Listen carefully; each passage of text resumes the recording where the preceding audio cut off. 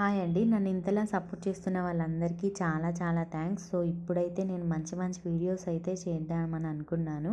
ఎప్పుడో ప్రిపేర్ అయ్యాను. కాకపోతే మా చిన్న బాబుకి ఫీవర్ అని చెప్పిన కదా! అందుకే లేట్ అయినాయన్నమాట. అయినా కూడా వెయిట్ చేసినందుకు చాలా చాలా థ్యాంక్స్. అట్లనే మీరు వీడియోని లైక్ చేయండి. ఇంకా ఈరోజు క్లాస్ అయితే మెజర్మెంట్స్ అనమాట. మెజర్మెంట్స్ ఏముంది, క్లాస్ వినడం ఎందుకులే అని అనుకోవచ్చు. కాకపోతే నేను చెప్పిన కదా షార్ట్లలో కటింగ్ కూడా క్లాస్ వింటారా అనేసి. కానీ గంట విన్న తర్వాతనే నాకు అర్థమైంది కటింగ్లో ఇన్ని ఉంటాయనేసి. అందుకే ప్రతి ఒక్క క్లాస్ మనం వినాలి. వింటే పోయేది ఏముంది, ఒక ఐడియా అయితే వస్తుంది కదా. ఇన్ కేస్ మనం బ్లౌజ్ కుట్టడం నేర్చుకున్నాము, వాళ్ళు బ్లౌజ్ తెచ్చిస్తే పర్ఫెక్ట్గా కుట్టగలుగుతాము. అసలు ఎలాంటి డౌట్ లేకుండా ఫిట్టింగ్ అయితే సూపర్ ఉంటుంది. కాకపోతే వాళ్ళు డ్రెస్ వేసుకొని వచ్చారు, మనకు మెజర్మెంట్స్ రావు. అప్పుడు మా కస్టమర్కి కొంచెం డౌట్ వస్తుంది కదా, అసలు వీళ్ళు పర్ఫెక్ట్గా కుట్టగలుగుతారా అనేసి. అందుకోసమే మనం పర్ఫెక్ట్గా ఉంటే ఆటోమేటిక్గా ఆర్డర్స్ అనేవి అవే వస్తాయండి. సో, తప్పకుండా నోట్ చేసుకునే వాళ్ళు ఉంటే నోట్ చేసుకోండి. వీడియోని అయితే లైక్ చేయండి. లైక్ చేస్తే చాలామందికి యూజ్ అవుతుంది, ఎవరికైనా నేర్చుకోవాలనుకున్న వాళ్ళు. ఇన్ కేస్ ఈ నోట్స్ అనేది అర్థం కాకపోయింది అనుకోండి, ఎందుకంటే నేను చిన్నగా రాస్తానన్నమాట. ఇన్స్టాగ్రామ్లో నాకు డిఎం చేయండి. సేమ్ ఐడి అనమాట, మీనా ప్రపంచం. నన్ను ఫాలో అయ్యి డిఎం చేస్తే కనుక నేను తప్పకుండా మీకు పిక్స్ అనేవి షేర్ చేస్తాను. వీడియోని తప్పకుండా లైక్ చేయండి. సో, బ్యాక్ సైడ్ మనకి ఎట్లా మెజర్మెంట్స్ తీసుకోవాలి అనేది చెప్తానమాట. బ్యాక్ సైడ్ అయినా ఫ్రంట్ సైడ్ అయినా వెస్ట్ ఫస్ట్ తీసుకోండి. ఫస్ట్ పిక్చర్లో మీకు కనిపిస్తుంది కదా. సో, నడుము చుట్టూ మనం టేప్ పెట్టి తీసుకోవాలన్నమాట. నడుము కొలత వచ్చేస్తుంది. ఇంకా బ్యాక్ హైట్ ఎట్లా కొలుచుకోవాలి అనేసి. సో, బ్యాక్ హైట్ ఎప్పుడు కానీ మొక్క చేయి పైన 2 ఇంచులు పైకి ఉండాలన్నమాట. బ్లౌజ్ అనేది ఎంత హైట్ ఉండాలంటే, మొక్క చేయి ఉంది కదా, దానిపైన 2 ఇంచులు మైనస్ చేసుకుంటే మనకి బ్లౌజ్ హైట్ అనేది వస్తుంది. అందరూ ఇట్లనే వేసుకుంటారని లేదు, కొంతమంది ఇంకా కిందికి వేసుకుంటారు, కొంతమంది పైకి పెట్టుకుంటారు కదా. కస్టమర్ని మనం అడగాలన్నమాట, ఎన్ని ఇంచులు కావాలి, ఇంత ఓకేనా, మ్యాక్సిమం ఇంత ఉంటుంది, మీకు ఎంత కావాలంటే అంత పెడతామనేసి అడగాలన్నమాట. అప్పుడు వాళ్ళకి నచ్చినట్టు మనం పెట్టుకోవచ్చు.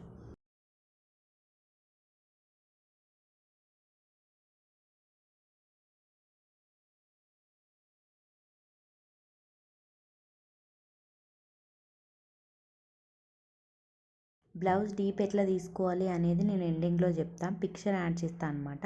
యాడ్ చేస్తే నాకు కాపీరైట్ వస్తుందేమో అని భయం అవుతుంది. ఇంకా షోల్డర్ అయితే మనకి జాయింట్ టు జాయింట్ అనమాట. షోల్డర్ జాయింట్ ఉంటుంది కదా, మనం ఇట్లా తిప్పితే కదులుతుంది బొక్క అనేది, అంటే బోన్ కదులుతుంది కదా, అక్కడ టేప్ పెట్టి మళ్ళీ ఇటు సైడ్ కూడా ఆ జాయింట్ వరకు తీసుకోవాలన్నమాట. మీరు షోల్డర్తో కూడా తీసుకోవచ్చు.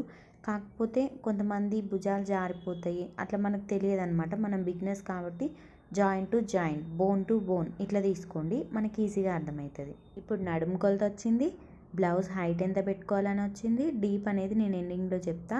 షోల్డర్స్ ఎంత పెట్టుకోవాలని కూడా వచ్చింది కదా. షోల్డర్స్ చార్ట్ ఉంటుందండి, అది నేను అప్లోడ్ చేస్తా ఖచ్చితంగా. సో, చూసుకోండి ఎట్లా ఇవి వచ్చినాయా రాలేదా అనేసి. ఇవంతే నోట్ చేసుకోండి. ఎవరైనా కస్టమర్ వచ్చినప్పుడు కూడా ఈ హైట్స్ అన్నీ, అంటే ఈ మెజర్మెంట్స్ అన్నీ తీసుకొని అక్కడ నోట్ చేసుకుంటే సరిపోతుంది, మీకు ఈజీగా ఉంటుంది. ఇంకా నెక్స్ట్ అయితే ఫ్రంట్ పార్ట్ అనమాట. ఫ్రంట్ పార్ట్లో మనం upper chest, middle chest, west ఎట్లాగో మనం తీసుకున్నాం కదా. ఫ్రంట్ డీప్ అనేది మెయిన్ అనమాట. ఫ్రంట్ డీప్ ఖచ్చితంగా తీసుకోవాలి. మనం ఎప్పుడు బ్లౌజ్ కుట్టినా కూడా మర్చిపోవద్దు.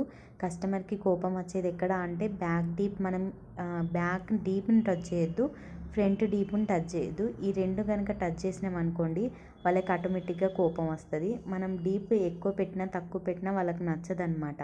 అప్పర్ చెస్ట్ అనేది మనకి ఎక్కువ బ్లౌజ్కి యూజ్ కాదు, కాకపోతే ఆర్మ్ హోల్ కోసం అయితే ఖచ్చితంగా ఒకసారి తీసి పెట్టుకోండి. ఇన్ కేస్ మళ్ళీ కస్టమర్కి ఫోన్ చేయలేం కదా. అప్పర్ చెస్ట్ అంటే మనకి ఆర్మ్ హోల్ ఉంది కదా, అంటే పైన చెస్ట్ పైనుంచి ఎంత రౌండ్ వచ్చింది అనేది కొలుచుకోవాలన్నమాట. మీకు ఇక్కడ చూపిస్తున్నాను.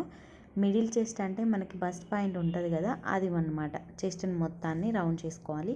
వెస్ట్ అనేది మనం ఆల్రెడీ ఫస్టే కొలుచుకున్నాం కదా, అదే అనమాట. Upper chest, middle chest, waist loose అనమాట. ఈ రెండు అయిపోయింది.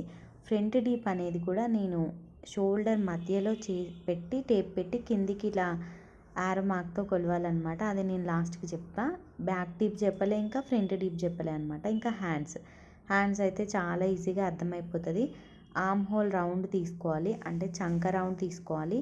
మనకి ఆర్మ్ ఎంత పొడుగు ఉండాలి, చేతులు ఎంత పొడుగు ఉండాలో ఆ లెంత్ తీసుకోవాలి. అట్లనే హ్యాండ్ ఎంత పొడవు ఉండాలనేది అది కూడా తీసుకోవాలి. మళ్ళీ చెప్తున్నా మనం బిగినర్స్ కాబట్టి hand to hand, elbow hands అంటే కొంచెం పెద్దగా ఉంటాయి కదా, అప్పుడు మనం మధ్యలో కూడా తీసుకోవాలన్నమాట.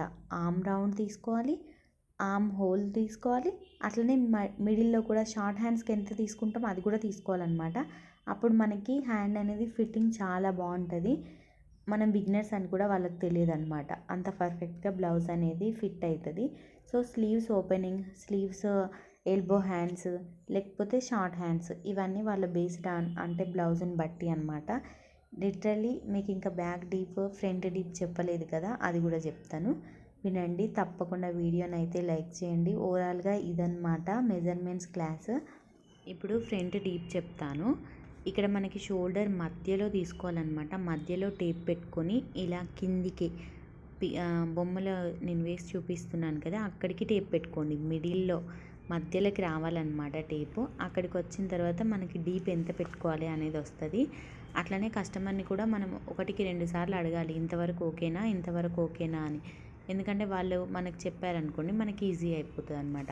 అట్లనే ఫ్రంట్ డీప్ కూడా కొంతమంది బాగా డీప్ వేసుకుంటారు, కొంతమంది అసలు డీప్ అనేది నచ్చదనమాట. అది మనం దృష్టిలో పెట్టుకొని వాళ్ళని అడిగి మరీ నోట్ చేసుకోవాలి. నోట్ చేసుకుంటే పెద్ద వచ్చే నష్టం ఏం లేదు కదా.